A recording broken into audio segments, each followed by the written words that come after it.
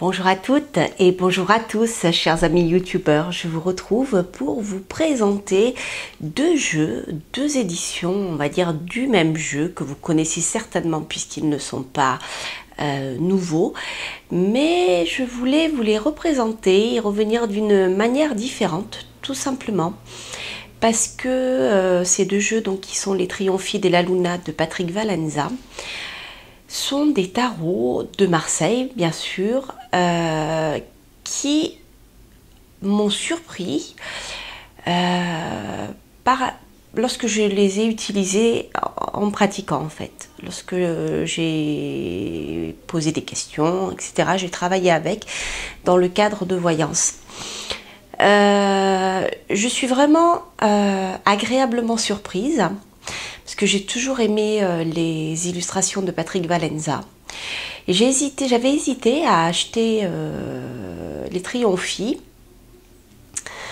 parce qu'ils sont quand même particuliers et j'ai l'habitude, en travaillant avec le tarot de Marseille, de travailler toujours sur les mêmes visuels. Donc j'étais un peu, je l'ai acheté surtout parce que j'aime son travail, mais je ne pensais pas avoir autant d'affinité avec ce jeu. Voilà, donc je reviens dessus pour vous les présenter. Donc vous avez ici le Trionfide et la Luna, version classique, mais là il s'agit de la seconde édition qui est sortie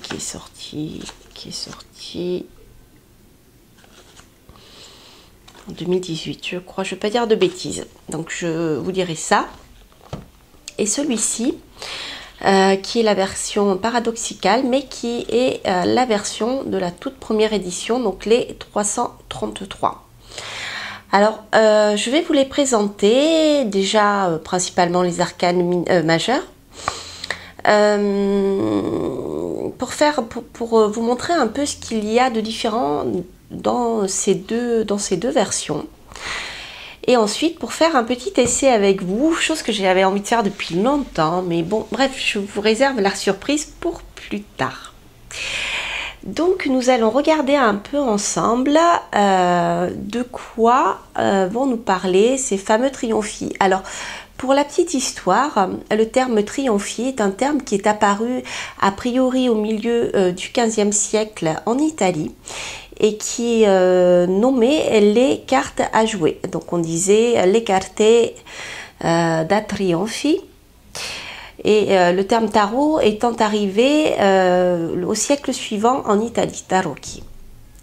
Voilà pour la petite histoire. Alors, della Luna, tout simplement, c'est une supposition de ma part, mais en ayant lu le livre de Patrick Valenza sur le Deviant Moon Tarot, je me suis rendu compte qu'en fait la lune le suivait partout, en effet, dans ces tarots, que ça soit le Deviant Moon comme son nom l'indique, et dans les fameux Trionfide della Luna.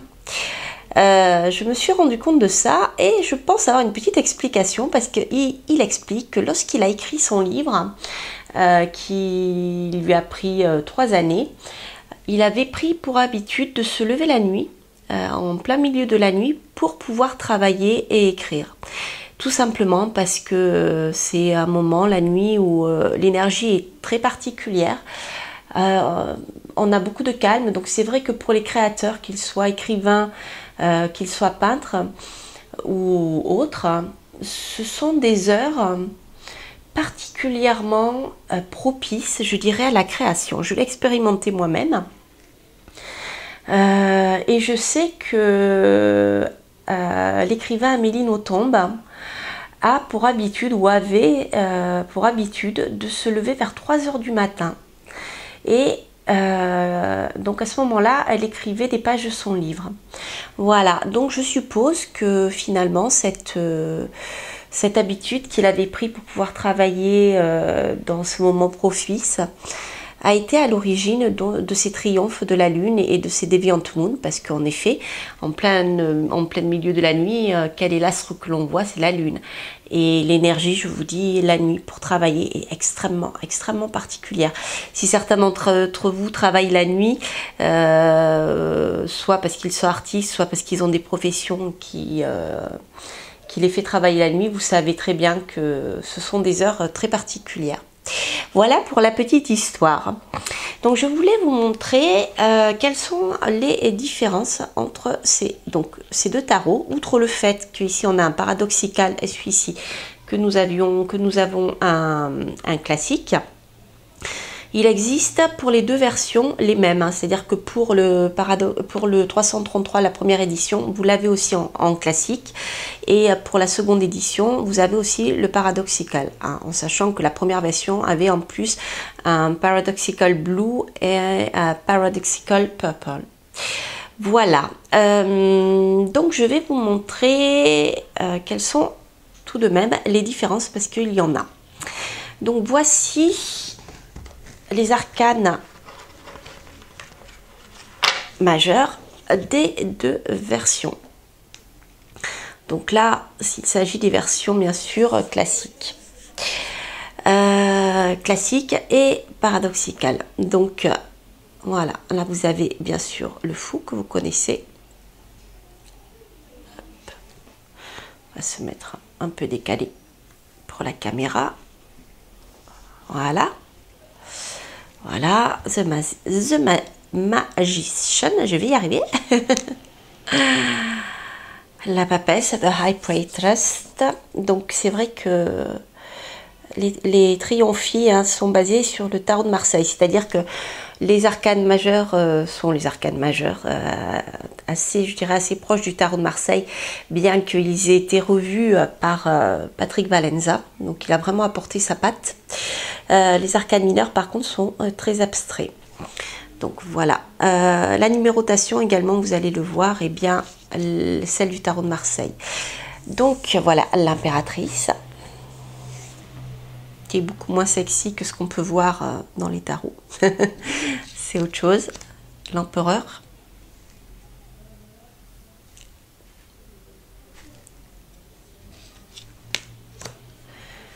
Le hiérophante.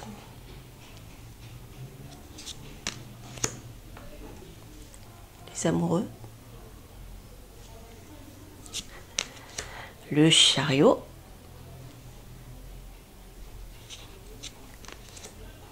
Et voilà, la justice, donc, qui se trouve bien sûr en numéro 8, comme c'est le cas dans le tarot de Marseille. L'ermite.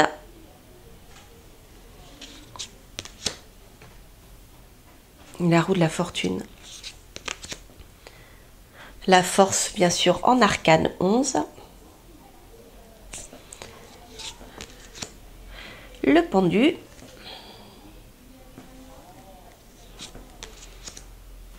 L'arcane son nom, vous voyez, hein, ici nous n'avons pas marqué la mort, nous avons rien, nous n'avons aucun nom. Donc ça, nous sommes dans le tarot de Marseille. Hop, je les ai inversés. Voilà, la tempérance. La tempérance. Le diable. Alors, voilà, nous venons aux petites différences qu'il y a. C'est-à-dire que dans la première édition, Patrick Valenza avait proposé plusieurs cartes, notamment du diable, du jugement et de l'étoile. Donc là, moi j'ai choisi celle-ci parce que je trouve qu'elle est beaucoup plus lisible pour cette version paradoxicale. Mais regardez, voilà, vous avez la même ici. Vous avez la même, le même diable, voilà. Alors, je vous les montrerai tout à l'heure. Alors, voilà. La maison Dieu. L'étoile. Alors, voilà, l'étoile, c'est pareil. Donc, l'étoile a été vraiment réinterprétée d'une certaine manière pour on va dire, il a choisi cette version-là pour la seconde édition. Alors moi personnellement, je suis beaucoup plus habituée à l'étoile qui est ici du tarot de Marseille. Je n'ai pas encore eu trop le temps de me familiariser avec celle-ci, qui est très symbolique aussi. Mais j'avoue que je ne me suis pas encore plongée dans tous les détails. Donc ça sera intéressant de le faire. Je ferai peut-être une review dessus par la suite. Mais j'avoue que voilà, l'étoile, c'est une question d'habitude en fait. Voilà, pour moi, par contre, en ce qui me concerne, voilà, je voulais vous montrer quand même que pour la version, la première édition, il l'avait suggéré, en fait, il avait proposé dans le jeu des cartes en double. Voilà, donc pour l'étoile, c'est pareil. Vous l'avez ici. Et ça, donc la nouvelle édition, il a choisi celle-ci. Voilà. Ensuite, la lune, qui est identique. Le soleil.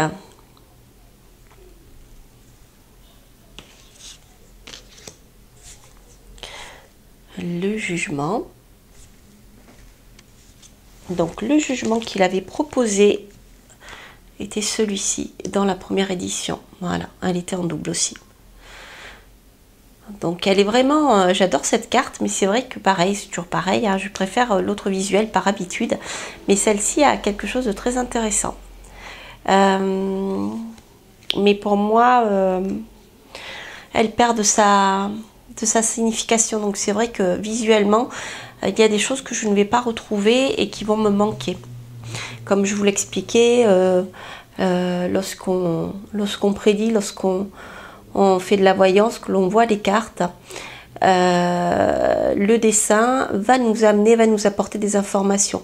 Donc même si on intellectualise, on sait que ça veut dire ça, le fait de ne pas le voir, le fait d'intellectualiser, de chercher dans sa mémoire, et pour moi en tout cas ça ne fonctionne pas, ça bloque je dirais le fil de la voyance. Voilà. Voilà. Un jugement. Et le monde. Alors j'adore le monde, j'adore cette carte. Je sais pas pourquoi, elle a quelque chose, si c'est les rondeurs, je sais pas. Les lauriers, la réussite, elle a quelque chose qui me plaît beaucoup. Je la préfère d'ailleurs au monde du tarot de Marseille classique.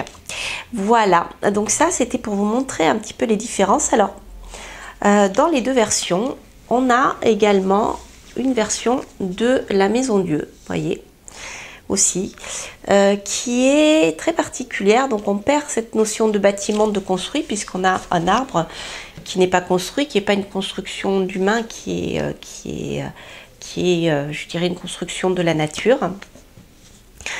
Donc elle est intéressante visuellement, mais voilà, c'est toujours pareil, hein, voilà, c'est pour ceux qui veulent changer un peu des visuels habituels du tarot de Marseille, ça peut être intéressant d'avoir, je dirais, de choisir ces arcanes. Sinon, je voulais aussi vous montrer, là je vous montrerai que la version, que cette version de la deuxième fournée, hein. Ça, donc il s'agit, on les retrouve, ces cartes, on les retrouve dans le jeu aussi pour la première édition. Donc il s'agit en fait d'un oracle qui est composé de 10 cartes. Alors je n'ai pas eu encore le temps de travailler avec. Je sais qu'il en parle un petit peu dans son livre des Triomphie, parce qu'on en retrouve, en fait on retrouve des dessins anciens qu'il a travaillé et qu'il a affiné en fait pour cet oracle. Je crois d'ailleurs que dans les deux, oui c'est ça, dans les deux cartes, voilà, vous l'avez ici, vous avez un lien ici pour aller chercher la signification de ces oracles, donc des lames de cet oracle. Donc vous pouvez la télécharger et vous pouvez faire des prédictions avec. Donc tout comme ça a été fait pour l'oracle de Mildred Payne, le Black Enchantment. Vous voyez, le format à l'italienne est le même. Et la manière dont il a présenté le texte est toujours composé de la même manière. C'est-à-dire que vous avez la signification générale, la signification de la lame renversée, de la lame droite. Voilà. Donc je vais vous montrer ces cartes si vous ne les connaissez pas. Voilà, donc il n'y a pas de nom là, décrit dessus, on n'a que des numéros. Voilà. C'est marrant, moi je vois quelque chose de très, ici, de très aérien. Et là on a quelque chose de très aquatique. Et là, autant on a la terre, hein, ici, mais c'est marrant parce qu'on a le symbole de l'eau quand même.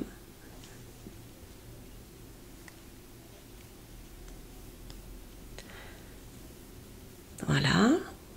Donc vous voyez, ici, vous avez la numérotation en chiffres romains.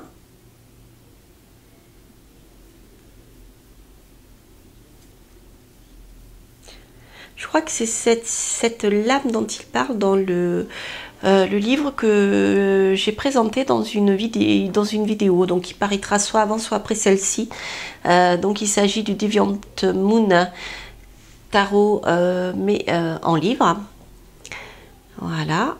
Je crois qu'il en parle. Celle-ci, je l'ai vue passer. Vous voyez, hein, ces illustrations sont vraiment, vraiment particulières. Ah, c'est du Patrick Valenza. 8. Ouais, je vois la force ici.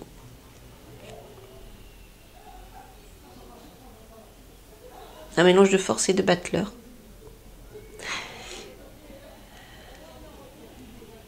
La reine d'épée. Et pour terminer, voilà, la carte 8, paix, espoir. The blue birds flew home at last. Love, happiness, peace, hope.